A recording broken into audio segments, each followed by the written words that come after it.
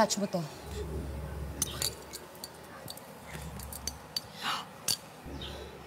Ikinalulungkot ko, patay na si Brownie. Nasagasaan ang aso mo habang tumatawid ng kalsada. Manloloko ka? Bakit? Hindi naman aso si Brownie, isa siyang goldfish. Manluloko daw ang maghuhula. Akala niya nasagasaan si Brownie. Yun pala, si Brownie ay goldfish.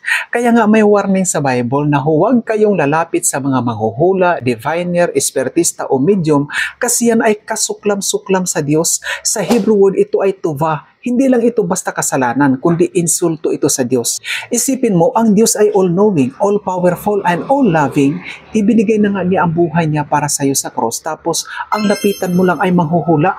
At meron ding mga espiritista na nagsasabing nakausap daw nila ang espiritu na namatay. Pero teka lang, sabi ng Bible, ang espiritu ay bumabalik sa Diyos. Hindi sila naging paro-paro, hindi sila nagmumulto, at hindi rin sila nagre-reincarnate bilang ipis. So kung may narinig man silang espiritu, iba kaya ay sa kadiliman. Kaya malinaw ang mga ganyang gawain ay insulto sa Diyos. So anong solusyon? Trust in the Lord with all your heart. Bakit? Dahil una, all-knowing siya. Alam niya ang lahat. Di tulad ng manghuhula na di alam na goldfish pala si Brownie. Number 2, His plans are to prosper you, not to harm you. And number 3, mahal ka ng Diyos higit pa sa pagmamahal ng kahit sinong tao.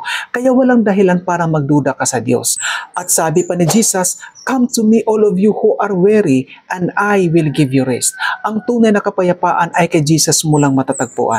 Kaya kung may time na parang natim ka magpahula, tandaan mo ito, ang ganyang gawain ay kasuklam-suklam sa harapan ng Diyos.